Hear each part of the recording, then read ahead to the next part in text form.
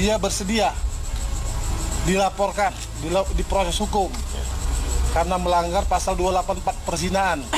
Itu dalam surat pernyataannya.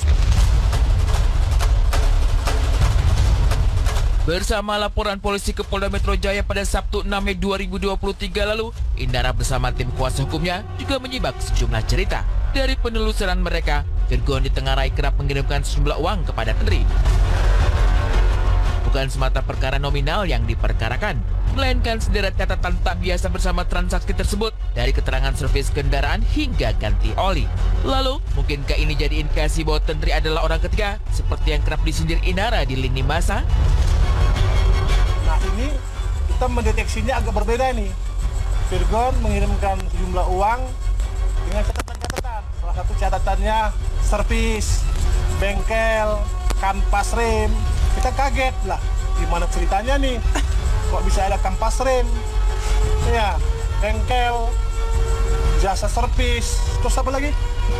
Banyak itu yang aneh-aneh. Klien kami tidak merupakan orang ketiga, bukan pelakor seperti yang diberitakan, seperti yang dibikin di dalam pernyataan itu. Ya, tapi karena mereka melanjutkan ke proses hukum, lapor polisi, ya saya juga harus membela diri saya dan anak-anak. Oh, silakan, masing-masing punya hak untuk membuat laporan ataupun mengajukan gugatan, silakan aja. Kami selaku kuasa hukum bila mana memang ada proses yang akan kita tempuh atau kita jalani, klien kami akan kooperatif. Tapi ingat, bila mana tidak terpenuhi unsurnya, ya kita juga bisa menuntut balik. Satu hati yang bertaut oleh janji suci dihantam prahara. Bukan hanya Virgon dan Indara yang terlibat seteru. Selain menyeret dugaan adanya orang ketiga dalam rumah tangga mereka, seteru Indara dengan ibu mertua juga kian memanas. Di media sosial, satu sama lainnya saling melontar sindiran pedas. Seakan menyindir sang menantu, Ibunda Virgon menyebut Indara tidak mengizinkan putranya membeli gitar. Sindiran ini langsung ditanggapi oleh Indara dalam kolom komentar unggahan tersebut. Lalu, benarkah jauh sebelum polemik bergulir liar di media sosial, Indara sudah mencoba menyelesaikan perkara secara kekeluargaan, juga meminta bantuan ibu mertua untuk mediasi, mencari jalan tengah menyelesaikan persoalan ini?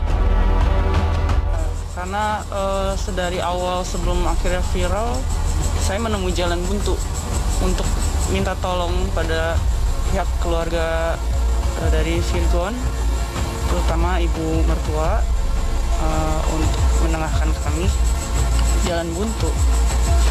Kemudian setelah akhirnya viral juga pun saya sudah meminta untuk mediasi juga nggak berhasil. Malah saya alih-alih dapat ditengahi gitu masalah saya, malah saya dimaki-maki gitu di chat WA. Saya sih paham psikologi seorang ibu pasti akan membela anaknya.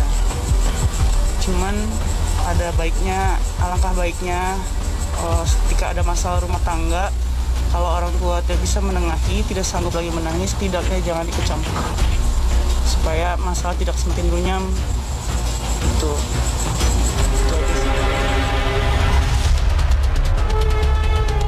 Genderang perang bergaung kian kencang, saling bertaut kemana moral polemik rumah tangga Indara dan Virgon masih belum jelas arahnya. Setelah Virgon melainkan gugatan cerai, mencuat pula polemik lain tentang surat pernyataan Virgon berisi kesanggupan memberi nafkah anak sebesar 40 juta rupiah setiap bulan, hingga menyerahkan hak asuh anak di tangan Indara. Hak asuh ada pada Indara. Poin 3. Yang poin keempat, bahwa biaya hidup anak-anaknya sebesar 40 juta akan dia berikan kepada Mbak Indara. Itu semua adalah poin-poin pernyataan Virgon yang kita akan lakukan, yang akan kita cari kebenarannya. Jadi dia nggak terima maaf dari Indara?